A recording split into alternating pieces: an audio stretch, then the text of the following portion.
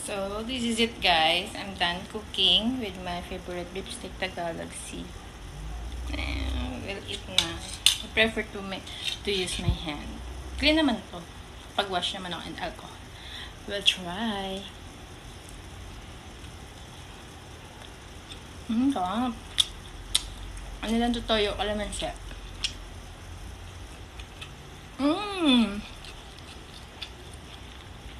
And I use shirataki rice.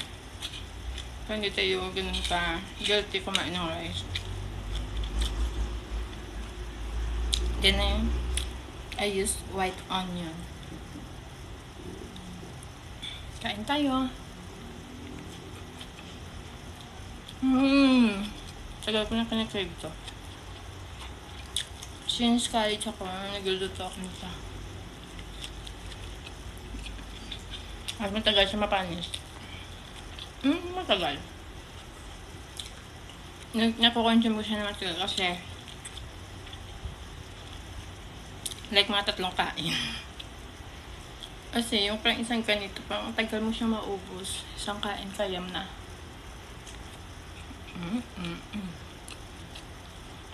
May time ako ngayon mag-video. Kasi wala akong ganap. So, sorry ko na halos lahat ng video ko pareho lang damit ko. Pero isa akong trabaho na guys. Don't forget to like and subscribe guys.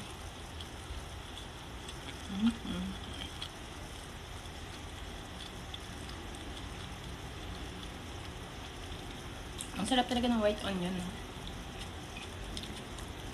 Yung ginagawa pa ngayon siyang onion ring sharp. Sarap. Kain tayo.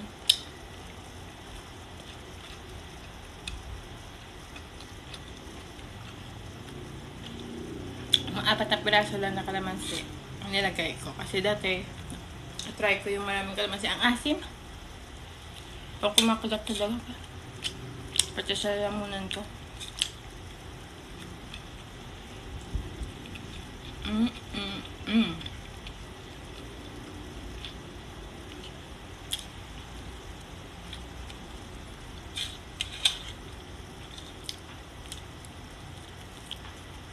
Sarap.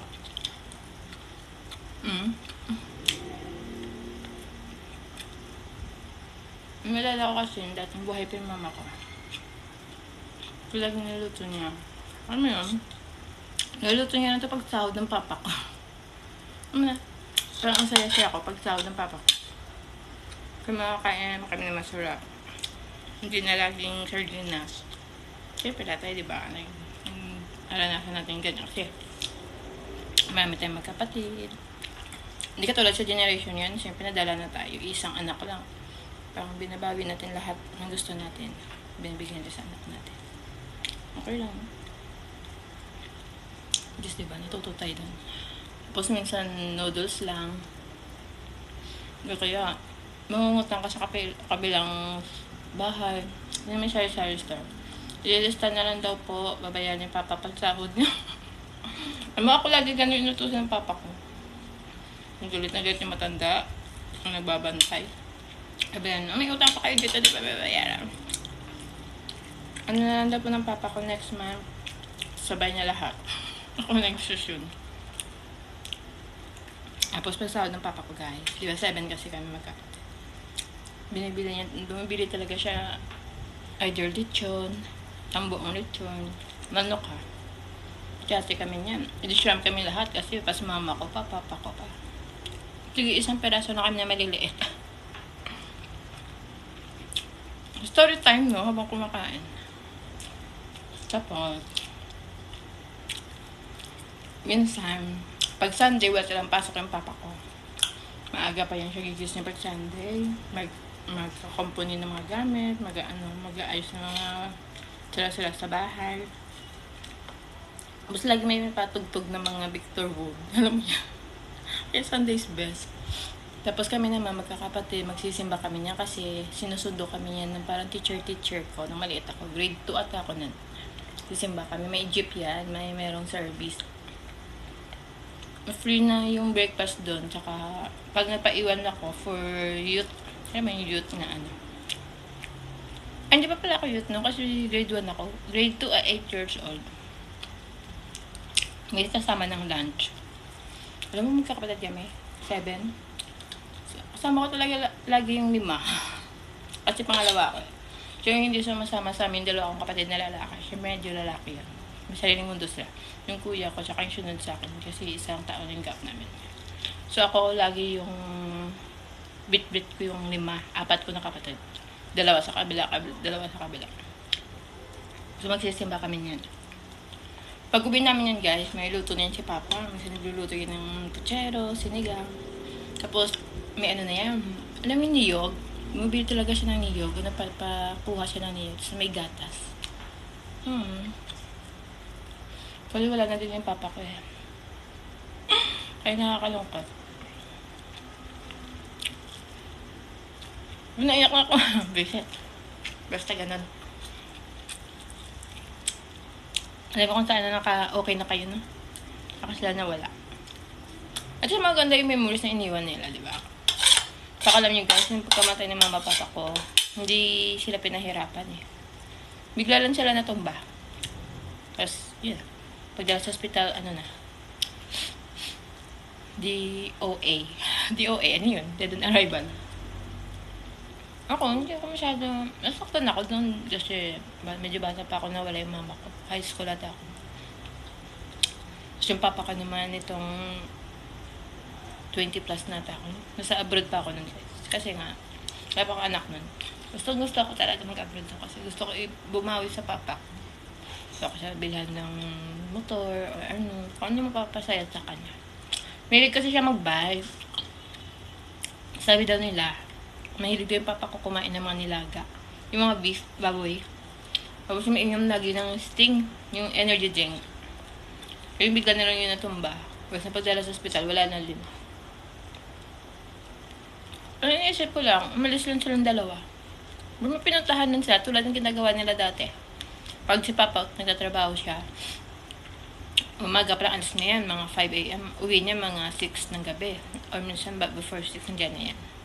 Yung mama ko naman, lagi din umaalis like 10 a.m. Kasi, kaya alam nagra-racket din siya, nag-agent siya sa mga SSS pensioner, tutulungan niya yun. Tapos, uwi din niya mga before 6 kasi siyempre yung papa ko parating na yan. Kami magkakapatid, naiwanan din sa bahay. Ako lang. Ako yung nagiging nanay. Pero grade 2 ako, namulat na ako eh. Kung nakilaki ko na. Pag kaya ko silang natalagaan, ako na mabahala. Sabihan mo ko ito, laruan, yung luto-luto. Alam mo yan. Ako nagluluto. Umaakyat lang ako sa lababo. Tapos may upuan lang. Tapos pag after namin kumain ng lunch, matutulog na kami magkakapatid. Na 5 lang. Yung 2 talaga, exempted yun eh. Yung kuya ko tsaka yung sunod sa akin. Mga lalaki kasi. Kaya nayaan ko na. Pero yung mga kapatid ko talaga ng bunso, yung sunod sa, yung pang-4, pang-5, 6, 7. Pero talaga, hindi ako makagala nun dati. Hindi ko na-experience yung gumala. Hindi siya kasama. Pero alam mo nung lumaki na sila, tsaka na may buhay na din ang sarili kong buhay. Pero doon ko pala na-realize na ang saya para mabuhay. Wala akong obligasyon, wala akong kailangan ng responsibilidad. Single pa ako nun. Pero kahit naman ngayon, may anak na ako. At least isa na lang. Isa na lang yung anak ko, lahat binibigay ko. Lagi ko ginagala, may playhouse ko, kumakain sa Jollibee. Dati sa Jollibee, Diyos ko, kung di pa ako nagkakasakit, di kami nakakatigil. Hirap talaga ng buhay nun. Bubuti nga lang ngayon, okay na. Tapos na ano din natin, na parang nahasa na tayo ba? Yun lang guys, tapos na ako kumain. Parang nag-MMK pa ako dito sa video na to. Tapos sana nga, makamit natin yung mga dream natin. Tayo mga breadwinner dati. Breadwinner ako dati. Pag ngayon, iniisip ko para naman sa family, sa anak ko, diba? At sa sarili ko. Nalaki naman na sila. Nasa 30 plus na din yung mga kapatid ko. Kasi nga, sa 2 taon nandi yung gap namin. Basta alamin na, huwag na alam yung edad ko. Thank you for watching guys. Susu.